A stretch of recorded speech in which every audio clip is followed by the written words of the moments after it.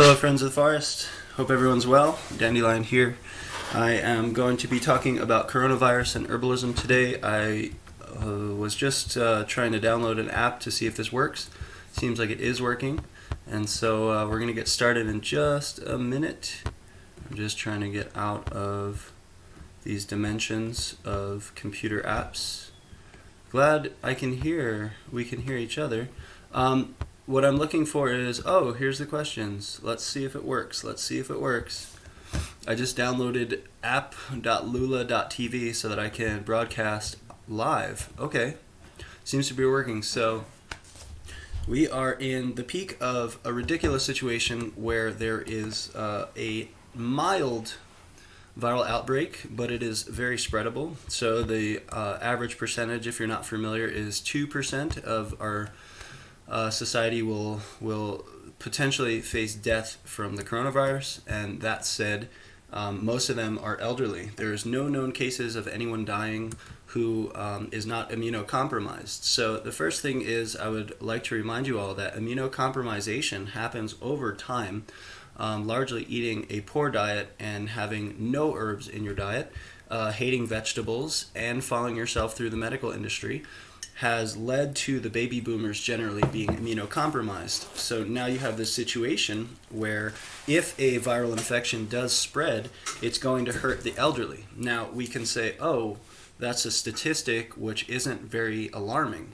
And yet Michael Cottingham, an herbalist, has actually done some math, and he said that 2% of 400,000 people, so 400,000 people in the United States, 2% of that is more people sick and dying than we have hospital beds. So that could cause a huge cog in our medical system, as it is doing. And as you can see in the last couple of days, the stock market has collapsed. They stopped trading yesterday. International travel is completely defunct. There are airplanes, actually. I saw an article where the airplanes are unable to land. So even that nobody is in these airplanes, these 747s with their wonderful fuel, they are still running them. So there are currently thousands of airplanes in the sky that are empty that have to run in order to keep their queue. So we have the burning of jet fuel still happening, but as a result of everything that's happening, the international trade, international ability to get and sell products is slowing down tremendously.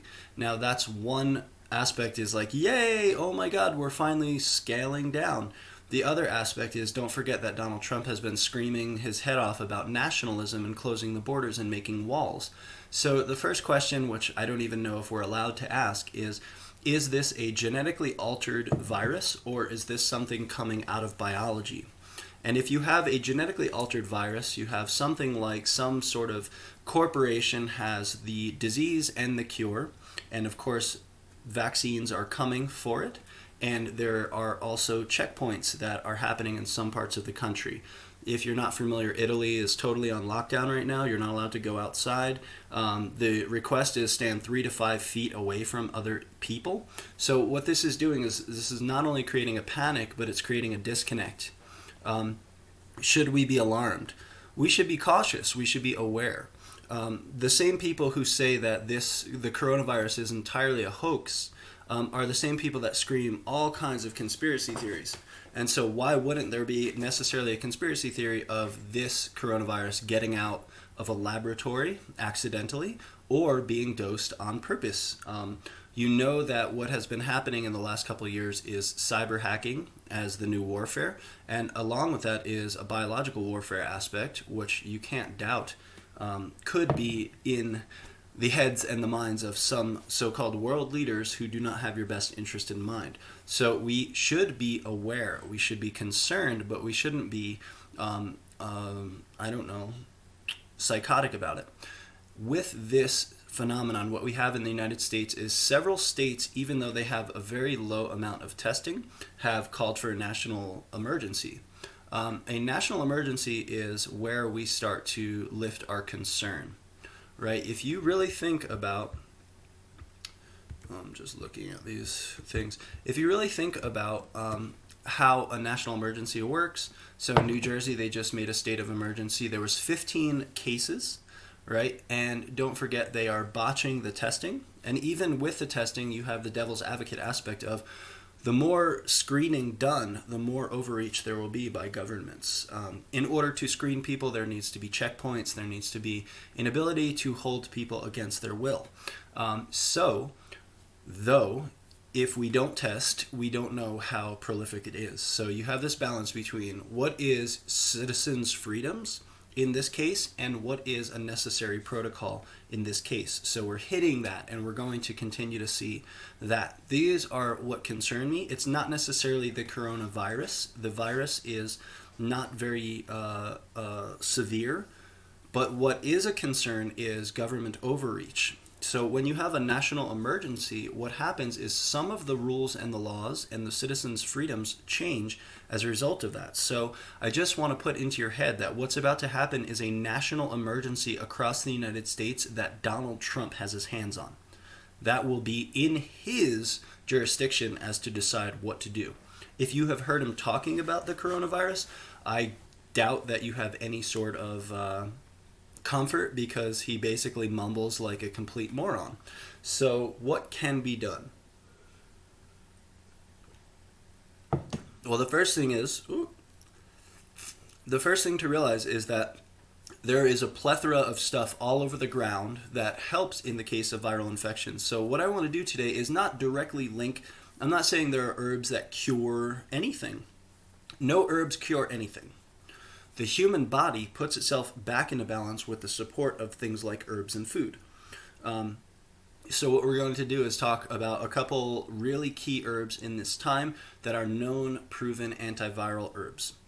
Oh, the one thing I wanted to do with my phone is point towards websites. So let's see, I wonder if I have a little chat area. Let me just try to find this.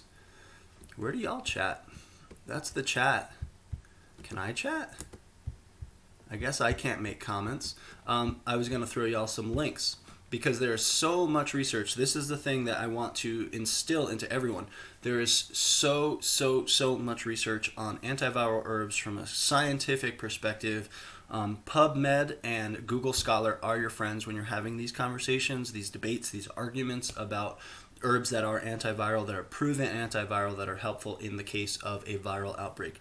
So what we're going to do is we're going to get to some of these questions, and then if y'all have questions or comments along the way, please share them in the chat, and I'll read them right in the comment section. Let's see. So I see, let's see if this works. I'm trying to click on the question, and I wonder if it comes up. Let's see. Oh, yeah, it should come up now. Okay, so Dylan Jeruz asks, what about wild oregano oil as our best defense, or elderberry? So I want to mention that oregano oil, we often think about having a cold or flu, meaning that we need to kill something. And that's very important. I did see an herbalist that I know say we need to prevent instead of treat. And I just want to say, as an herbalist, there are some times that you need to kill something. So when you're dealing with what happens in the body, generally what happens in the body is two pathways, the way I see it. You either get a inflammatory cascade due to autoimmunity, which leads to things like cancer, or you have a viral or a bacterial infection. So if you've ever heard the word antimicrobial, that means helps to kill virus, bacteria, and parasites. Many herbs, if you look up antiviral or antimicrobial herbs, that includes viral and bacterial infections, of which there are many. So when you're dealing with a general cold or flu, my preference is to take tea and tincture in efficient dosage for 3 to 7 days. And if that were not to remediate symptoms and show me that I'm on the up and up, what I would consider is essential oils. Now, essential oils are seen as the enemy by many herbalists because of the overuse, the overprescription, and the multi-level marketing aspect of essential oils, but they do have their time and their place.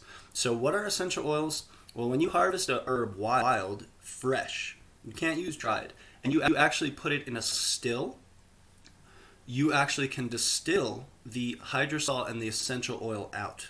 It takes thousands and thousands of plants to make a bottle of essential oil. It's not regenerative, it's not sustainable, although certain companies are trying their hardest to provide that plant matter to grow it in a way that is more regenerative. But it still requires large-scale monoculture agriculture. So is there enough oregano oil for international viral outbreak? No, there is not. Is there enough garlic for an international outbreak? No, there is not. So this is part of the conversation that we need to have. Okay, the variation, right, the combinations of herbs that you have actually accessible are the best ones. So when you're asking, what are the best herbs for the coronavirus? The best herbs are the ones that you're taking frequently in the dosage required in order to be antiviral, right? There are multiple combinations, and I like to say that every habitat has its combinations of a similar medicinal function. So each ecosystem is a combination of multiple herbal functions. And so, as I was mentioning, when you have an inflammatory cascade and autoimmunity and things like cancer, there's not necessarily something to kill, right? You don't have a bacterial or viral infection to murder. Now that said, you may have a co-infection, right? It's very possible to have autoimmunity and therefore Epstein-Barr, etc. And so dealing with the Epstein-Barr may reduce the autoimmune issues, but generally an autoimmune disorder means that the body, the immune system is overreactive, it's overstimulated, and it's reacting. So food allergies are like this. Gluten, add the variety of gluten, add the pesticide use, add the genetic modification on all sorts, then you have a reaction, but there's nothing to kill. Oregano oil is not going to help you if you have gluten allergies. So this is where the big mistake comes in, is that people are overusing essential oils, which if you think about what that does in the plant, why do plants have essential oils? Well, a plant is developing immune response to the ecosystem that it lives in. It is taking soil, it is taking water, it is taking minerals, and it is taking microbes, hanging out with microbes, and it's synergizing alkaloids out of that. So these are unique compounds never found anywhere else other than in these plant bodies, and those are a wide spectrum. So when you pick a lemon balm leaf, you have alkaloids, you have resins, you have terpenes, you have essential oils, you have all this different wide spectrum of chemistry. When you are consuming lemon balm as a whole plant, if you notice, you can only eat so much of that plant in order for your stomach to say, I've had enough. That may not be an efficient dosage for something that's a serious infection, but it's a start, right? So that's the platform rising. You are not necessarily going to get enough lemon balm to deal with a viral infection by eating the whole leaf. So what do? You can start by now making an infusion or a decoction, which means teas, right? Either a tea that you brew or a tea that you simmer down. Now you're getting tea, you're getting double the dosage that you could perhaps by just eating the raw leaf. The other option is making a tincture. You blend it in a blender with 50% alcohol, get a bottle of vodka, get some handfuls of lemon balm, put that in a blender, blend that. Then let that sit for a month, and there is your problem. We need preventative and proactive apothecary building, right? So you don't want to necessarily have a viral infection and start with making a tincture. You want to have that tincture on hand, right? So if you blend that, you strain that, now you have a tincture of lemon balm. That's going to be maybe double the concentration of your tea. What is appropriate? All of those. All of those are appropriate at the same time because those are different metabolic pathways. Some, alcohol absorbs into your mucous membranes, goes into your blood. Tea goes into your stomach, saturates through your system. Eating leaf, right, provides you all the fiber and the other chemistry to synergize with your body. So that kind of blend together is very helpful. So usually when people have a cold or flu, they try to buy tea. It's not sufficient enough. They maybe take a tincture after that, not sufficient enough. both together is really effective. So if in 3 to 7 days I'm taking a tea and a tincture of something for, let's say, a cold, and it does not respond, then the next level is essential oils are the plant matter that's distilled. And it turns out that when the plant is building those compounds in its own body, what it's doing is building a serum to fight infections. So an essential oil, which are predominantly terpenes, right? So you hear terps, terps, terps, terps. Terpenes smell. So plants have a smelly compound in them that they build from soil, from air, from wind, from water, all those aspects that they get in the ecosystem. And then they build these essential oils. Diluted, they are effective, but they do not necessarily harm gut bacteria. When they are isolated and extracted due to human intervention, they can have more and more negative effects, right? So when you take oregano and you harvest it and you distill that, you've got now a powerful isolate of a plant. And that isolate is designed only for one factor, which is killing stuff. Right? So what happened is in the essential oil multi-level marketing world, they're talking about essential oils as tonics or nutritive, and that is not true. They are killers, right? They are things that kill virus and bacteria inside of the plant tissue. So the plant produces those chemicals inside of its body because it also gets viral and bacterial infections, and it has been treating and dealing with that for several million years, hundreds of millions of years. And so these plants have this sentient intelligence, and we always think we're outsmarting nature, so we isolate and extract. That was the alchemist's prime substance, essential oil. Those would be helpful for any persistent infection where a tea and a tincture and a salad isn't going to be effective. Now, for most flu, colds, anything like that, those three are really going to be your protocol. And always start without essential oils to see how it goes in 3 to 7 days.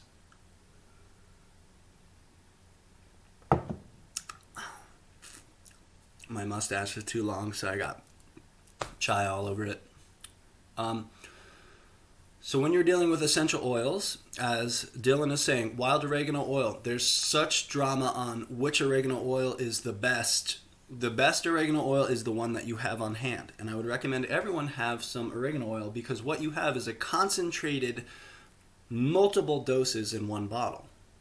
So, a tincture, you would maybe take 2 to 3 droppers full. And so if you have a 1 ounce bottle, that's a couple days worth, right? Especially if you had a persistent infection. But if you're dealing with having a bottle of essential oil, what you have is the ability to dilute that in water or oil, and you have multiple doses plus sprays for disinfecting. You have all kinds of aspects. So those are very helpful for apocalyptic, pandemic-like scenarios. So I don't think that wild oregano versus cultivated oregano is a nuance that's worth entertaining in the sense of use what you have and be careful about it. So generally 1 to 2 drops in 16 ounces of water is sufficient as a replacement for something like an antibiotic.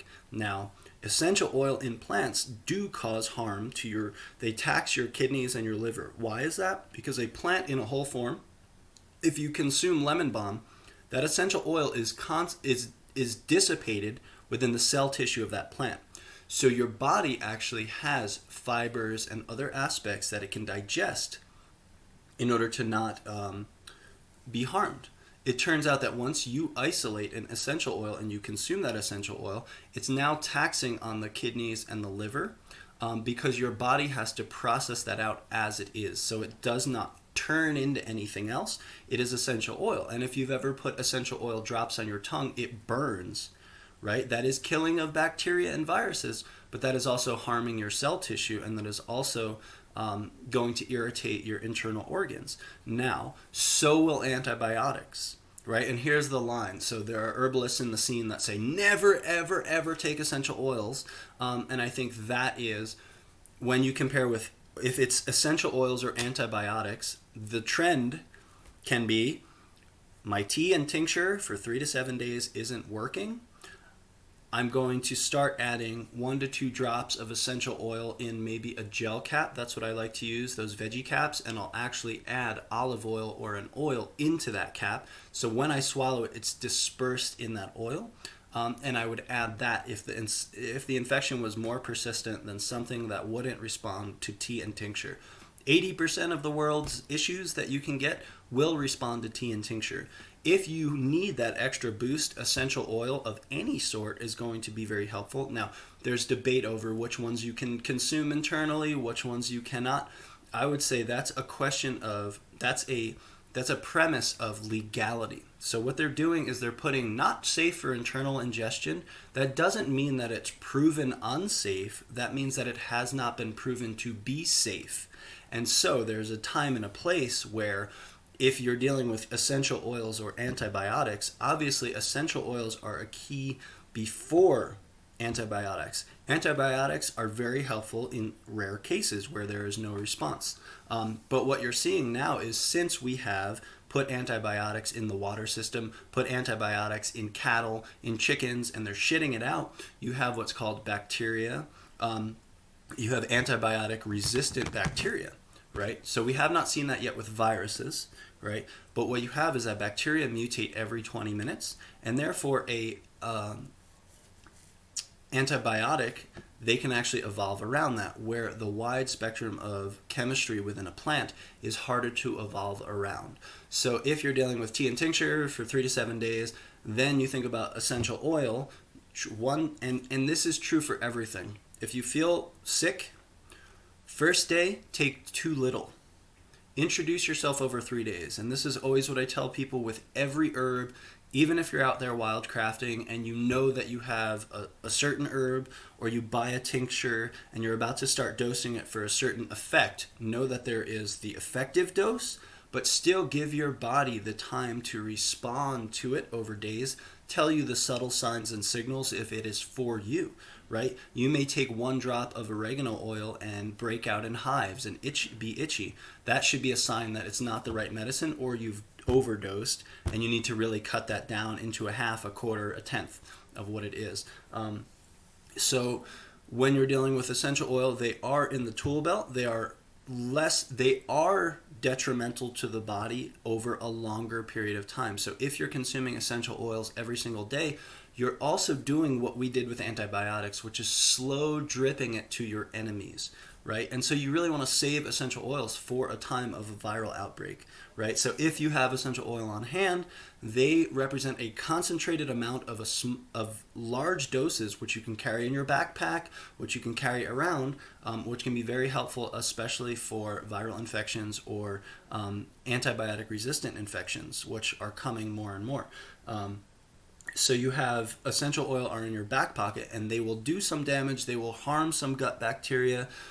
They will tax your organs, but that is worthwhile if you're dealing with an infection that will kill you even faster than that.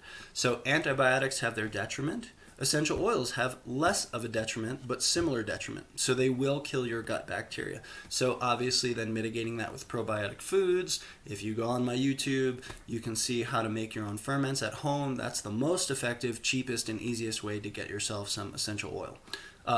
Some probiotics. So if you're going to take essential oils, make sure, just like with antibiotics, you're going to consume probiotics. And that doesn't just mean pills, that also means properly fermented foods made on your countertop, which are going to have the unique customized microbe ratio for the environment that you live in. If we did that on a regular basis, people would have a lot less food allergies too. So then elderberry, right? Elderberry is a proven antiviral. If you go on PubMed or you go on Google Scholar, you will see hundreds and hundreds of published journal studies showing that elderberry is effective as an antiviral. So elderberry is one of the heroes of this phenomenon coming up and out. I really feel blessed. A lot of people in the community are seeing this together, and there's a real call for more elderberry, more elder being planted. So if you are in Tulsa, Oklahoma, in 2 weekends, I'm going to be teaching a workshop all on elderberry, start to finish. We're going to do Saturday and Sunday retreat. The first day will be all about breaking down the medicinal constituents of elderberry, the scientific information about it, how to prepare it into different avenues, And then the next day we're going to deal with planting it. So we have 500 starts coming. So we're going to be planting 500 elderberry plants, and that will be how to plant it, how to cultivate it, how to grow it, how to deal with it on a processing level. So if you're going to be in the area, Tulsa, Oklahoma, in 2 weekends, and you'd like to come to that workshop, let me know. Send me an email, and please invite your friends. So we'll talk probably more about elderberry because it is a superhero and it is rising out. Now, I also saw, I've been keeping tabs on the different herbalists, right, to engage this phenomenon or not to engage this phenomenon. If you engage the phenomenon of coronavirus, are you being paranoid and conspiratorial? Or are you just putting your head in the sand? And why not herbalists offer their advice and insight, right? Why not herbalists offer their crafted products in relation to helping this situation? So elderberry, just like any herb, is not good for all people all the time. It is generally known as an antimicrobial. Oregano is not good for all people all times. And I just want to drill in your head, if I didn't, any plant that smells has antimicrobial compounds. So one of the keys in learning your environment is you first respect the poisonous plants and don't touch them and don't sniff them and don't rub them on your skin. But then anything else with a scent, a strong scent, and that's usually 2 plant families, that's the mint family and the aster family, those are both going to have aromatic oils. Those are going to have essential oils. Also look to evergreen trees. Those things have a smell. Those are all antimicrobial. So what are the best antimicrobials? The ones that are actually in your ecosystem that you can harvest and work with. Obviously, sustainably harvesting is very important. Caretaking your ecosystem is very important. So when you're going out to wildcraft your own medicine, obviously you want to be very respectful to the teachers, the plant teachers that you're working with. So elderberry can be planted everywhere. It really likes drainage areas, which can be a concern because in some parts of the country that means it's in stagnant chemical-filled water. So we need to be mindful where elderberry grows. But basically, if you find an elderberry and you take a cutting under a node and above another node, and you have that stick, you can put that in the ground straight up anywhere where there is moisture in the ground, and it will take. So it's also a very spreadable plant. We don't have enough elderberry for everyone. So increase the amount of elderberry. That will help us all. Let's see here. Migration of sun. It's going to take a little bit to switch over those questions. So also, if you're watching and you have any questions or comments or things to add that I don't cover, please share them in the chat, the comments. I think I can read them. So Migration of Sun says, can we talk about immune support in relation to preventative behavior like washing your hands? Well, very interesting aspect, right? During the time of the Black Plague, I want to set you up with the understanding. So the Black Plague was the most murderous thing. It killed more people, I think, than World War II, right? An on-scene, invisible terrorist, right? This is the nature of the beast, right? A thing that cannot be seen that spreads and kills people. Right, that's a pretty high level fear-based terroristic plot, right? With nobody behind it, right? Except for the people who contract it, and then we can gaslight them as the problem, which is part of the problem globally about this phenomenon, right? It's not the coronavirus; it's how governments will officiate and deal with this problem. So Migration of Sun saying, can we talk about immune support in relation to preventative behavior like washing your hands? It turns out that during the Black Plague, you have a situation where the only middle class were peasants. Those peasants were working in the fields for probably 20 hours a day, 15 hours a day in the hot sun, and they had one food. One food! Wheat. Wheat for breakfast, wheat for lunch, wheat for dinner. Wheat for breakfast, wheat for lunch, wheat for dinner. Wheat for breakfast, wheat for... Hey, somebody gets rebellious. They say, hey, I want to go hunt a rabbit. Well, guess what? You're now on the king's land, and you get fined. So you cannot get meat. You cannot vary your diet. So these peasants were eating completely monocultured food, right? They were eating low quality, poor quality grain. And that was reducing their immune system as a whole. So the first aspect of preventative medicine is eat a varied diet full of fruits, nuts, vegetables, seeds, and sustainably raised animal products if you resonate with that. And that already, not eating things which have names which cannot be pronounced, is going to clear you, your lymph system, your liver, your digestive system, from the taxation of having to deal with that, or the toxins or Roundup or pesticides. That's dragging your immune system off to the side to have to deal with something that shouldn't even be a factor. So during the time of the Black Plague, you have peasants. They're eating a monoculture diet. They don't have oranges at the grocery store on the regular. They don't have kiwis. They don't have bananas.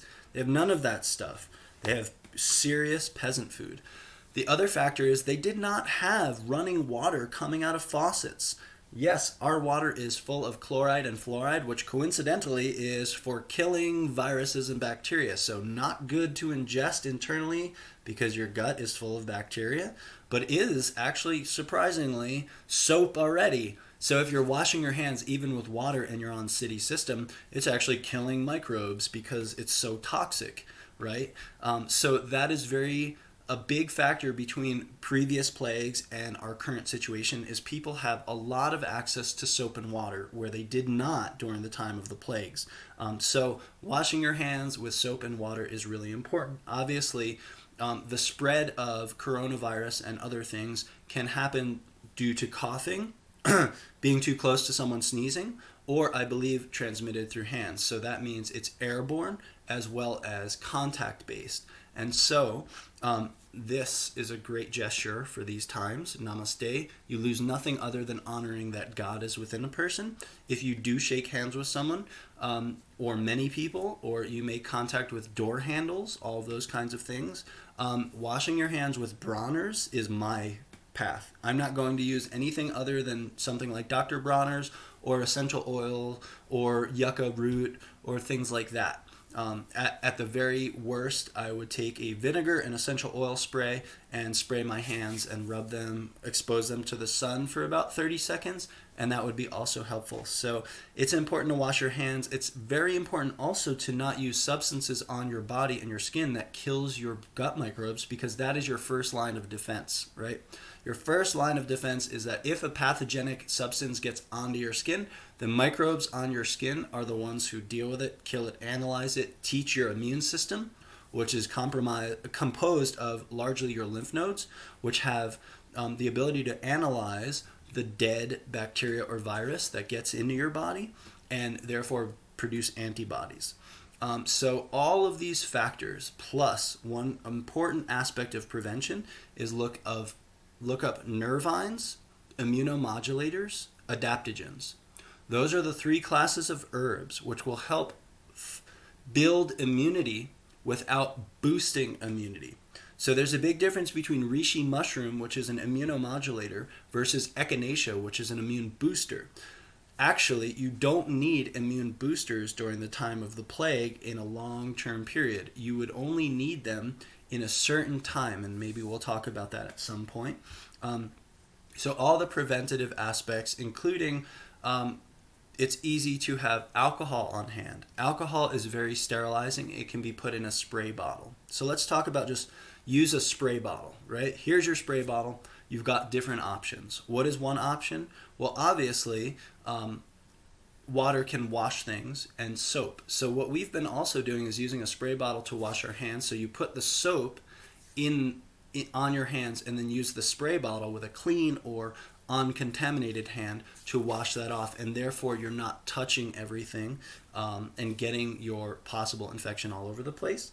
The other factor is that alcohol, right, vodka, or get a bottle of Everclear, that can be diluted. I've heard different ratios, but if you dilute it from 30 to 60% alcohol and the rest water, you now have a spray that can also kill virus and bacteria. Right? The other option is vinegar, right? Industrial vinegar, Heinz vinegar, get yourself a gallon of vinegar. That stuff is able to be diluted as well and helpful for countertops, surfaces, door handles, all those kinds of things for sterilizing. I also want to mention that what my personal practice has been since going to India. This is really interesting because in India they have a right hand, left hand system. They haven't had something called toilet paper. They use a cup and water, and they'll actually touch their butthole with their left hand. So it's seen as, they call it jutao, which means like kind of polluted, right? You don't want to make left hand contact in India, right? And so I actually use both of my hands similar to that. I don't necessarily wipe my butt with my hands unless I need to. But my point being that if I'm touching a door handle in a public space, I will use my left hand, and I'll actually use my pinky if I can, my left hand pinky. I will use my right hand for eating. I'll use my right hand because that's my dominant hand for, my own personal. But then if I'm going into the external world, I'll use my left hand and hopefully just my pinky or my elbow to open a door. Those are very helpful, even those little things, and they don't require you to be psychotic where you're running away from people and you're saying, hey, stand 5 feet away from me, which, in the time of the election, and here's where, forgive the conspiratorial aspect, but in the time of election, it's really coincidental that there's a reason to stay home, and I wonder what's behind that or who's behind that or what's going on here. And there's definitely some weird foul play going on. So immune support in relation to preventative behavior when it comes to herbs, as I mentioned, nettle tea, ashwagandha, 2 teaspoons, reishi mushroom in your coffee, any of those factors can be really helpful also in building your immunity. And as I was mentioning, so we often get the marketing hype of boost your immune system. So when you have a pathogenic invader in your bloodstream, your immune system, largely comprised of your lymphatic system, goes out and sends red and white blood cells, which also your marrow is responsible for. So your marrow, your bone marrow, and your lymph system is a large factor of detecting and killing virus or bacteria or other pathogens. And so what you have is when there is a pathogen in your bloodstream, the white and red blood cells detect it, and then when they analyze that it's pathogenic, they'll actually make what's called a cytokine storm. Cytokines are basically like warriors, right, in your body. And they'll go out and they'll so-called fight with this pathogenic substance, and they will die, and they will also kill. That substance in Ayurveda is called ama. In Western parlance, the only thing we can say is metabolic waste, right? So that process is creating metabolic waste. A large factor of what you get symptoms about when you have a flu, like sweating, runny nose, mucus production, diarrhea, etc., that is not what the virus is doing to you. That is what your body is doing to the virus. Those are the ways of excreting. You can only excrete in 3 ways, basically: sweat, feces, and urine. So now you're talking about if you have a viral infection and it's in your bloodstream, there is also a toxic overload that has to be dealt with, right? Boosting your immune system makes more cytokine action, which can be helpful in certain small bits. Like, so echinacea is said to be helpful for the first 3 to 5 days of an infection, and then after that discontinued. Echinacea should not be taken every single day. It is not a tonic. Just like essential oils. Essential oils are not a tonic. Nettle is a tonic. Stinging nettle is a tonic, right? That means it helps to build the system. High mineral plants, high vitamin plants, fruit is a tonic, right? Those help to build the system. Where is it going? So when you have this cytokine storm, what happens is the body actually, it's similar to adrenaline, where cytokine storms actually tax the immune system over time and drops the immune system. So part of the reason we have such an unhealthy society right now is because there's so much heavy metal, lead, plastic, PCBs, all of this stuff, Roundup, glyphosate, in our bodies, that our bodies are constantly fighting against these infections, and we are not tonifying our bodies. So what are ways to tonify your body? Generally, 2 flavors, bitter and sour, right? Plants which are bitter and sour are often almost all the time indicated for the liver and the lymph system. If you think about which herbs are good for the lymph system, they will often be sour or bitter or astringent, right? If you think about what herbs are good for the liver, they're all bitter.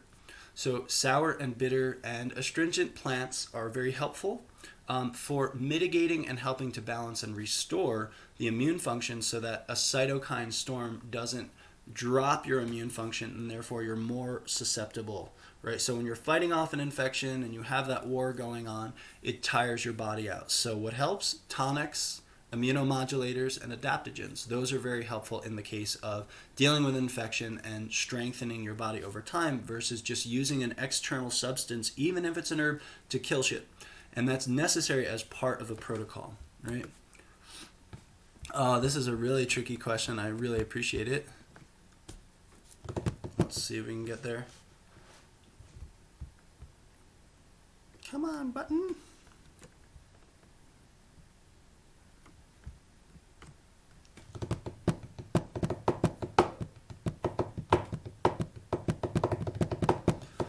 So I'll just start talking about it. I have clicked on it, but these things take time. Of Mountains and Meadows says, what are immune system herbs that are safe for those with autoimmune challenges? So we live in a day and age, as I was mentioning, where there's so many toxins in the environment that we often have autoimmune issues. One of the ways of telling autoimmunity, one, if there's chronic inflammation or pain, even if it's traveling through the body, that's one sign that there is toxic buildup in the muscle tissue,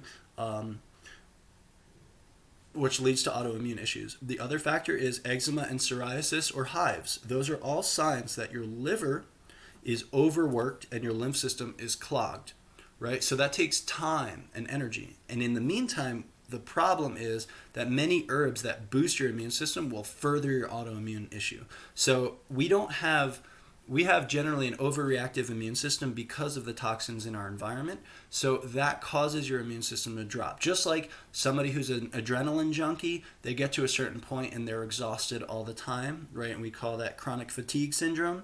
I wouldn't even say an adrenaline junkie. I would say somebody who follows the news, goes out in a society and drives. That's causing way more adrenaline spikes. And I want to just remind you that 10,000 to 50,000 years ago, we have had the same adrenaline response, and yet we have not.